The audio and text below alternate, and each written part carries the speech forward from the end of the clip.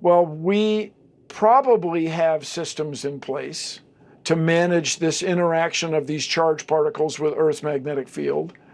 Scientists say a powerful solar flare temporarily knocked out radio communications on Earth. Ang solar superstorm na kinatatakutan ng lahat dahil ilang mga buwan ay magkakaroon ng pagkawala ng internet na siyang ikinababahala ng lahat kung kailan ito mangyayari. Napakaraming mga scientists ang nagsasabi na ito ay malapit ng mangyari. Ngunit nito lamang nagkaroon ng pangyayari sa Australia na tila pagka-epekto ng isang solar flare na nakaapekto sa lugar ng Australia. Atin itong pag-usapan, mga kaibigan. Ang solar superstorm ay isang pangyayaring kinasasangkutan ng labis na malakas na pag-atake ng enerhiya mula sa araw, partikular na mula sa solar flares at coronal mass ejections o CMEs. Ang mga solar flares ay ang biglang paglabas ng enerhiya mula sa araw, samantala ang CME naman ay naglalabas ng malalaking dami ng plasma at magnetic field mula sa korona ng araw at itinutulak ito sa kalawakan. Kapag ang mga solar flares at CMEs ay nagaganap ng sabay-sabay o sa mas mataas na antas ng aktibidad ng araw, maaring magresulta ito sa isang solar superstorm. Ang ganitong mga pangyayari ay maaring magdulot ng iba't ibang mga epekto sa Earth, kabilang na ang pag-atake sa mga satellite, pag-iba ng magnetic field ng Earth, pagdudulot ng geomagnetic storms at maging pagkaantala o pagkabasag ng mga sistema ng komunikasyon at kuryente. Ang isang kilalang halimbawa ng epekto ng solar superstorm ay ang Carrington event noong 1859 kung saan ang isang malupit na solar flare at CME ay nagdulot ng malawakang geomagnetic storm.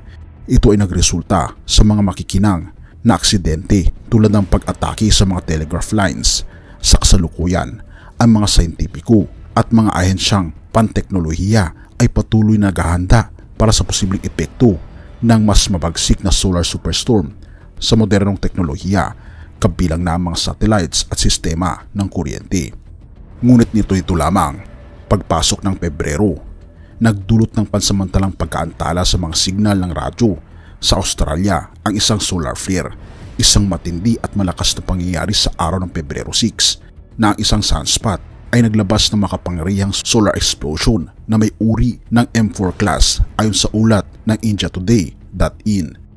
Sabi ng ulat, ang epekto ng sobrang ultraviolet radiation mula sa solar flare ay nag-ionize sa mga mas mataas na layer ng atmosphere ng Earth at nagdulot ng pansamantalang blackout ng shortwave radio sa buong Australia.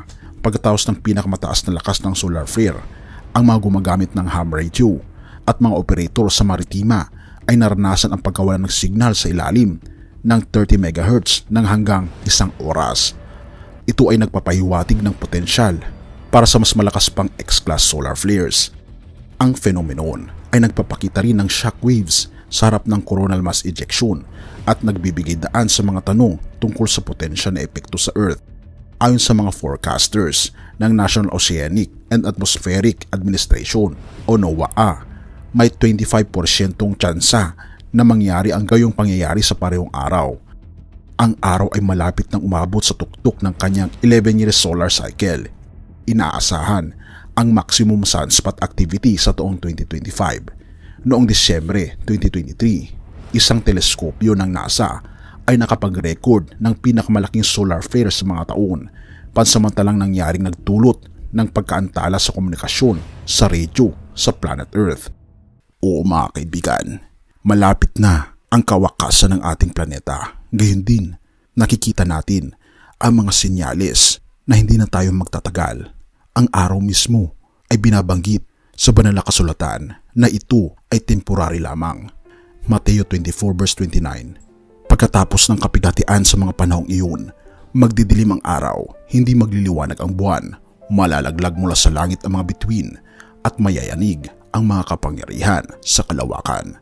Kaibigan, ang mga pangyayari sa ating panahon ngayon ay matagal nang napropesiya, maging ang mga pangyayari sa ating solar system. Kaya nga naman, manatili tayong tapat sa ating Panginoong Diyos anuman ang mangyari at panghawakan natin ang kanyang mga pangako. na hindi niya tayo papabayaan magpakailanman. Purihin ang ating Panginoong Diyos at salamat kaibigan sa iyong panonood. Tayo manalangin. Ama naming banal, makapangyarihan naming Diyos, kami po'y lubos na nagpapasalamat sa inyo sapagkat sa aming mga mata nakikita po namin ang mga senyales na kami, Panginoon, ay malapit na sa katapusan ng mundo. Tulungan kami, Panginoong Diyos, na manampalataya sa inyo hanggang sa huli.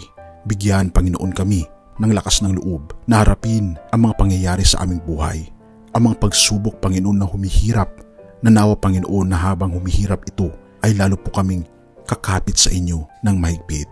Ngunit, Panginoon, hindi po namin kayang kumapit kung hindi po kayo mismo ang kakapit sa amin, upang sa ganoon ay hindi po kami malalaglag. Salamat, O Panginoong Diyos, sa iyo pong pag-ibig sa bawat isa. Pagpalain ang bawat isa. Pagpalain ang nakikinig ng content na ito. Patawarin po kami sa lahat ng aming pagkukulang at pagkakasala, sapagkat ito'y aming samot hiling sa matamis na pangalan ng aming Panginoong Hesus. Amen.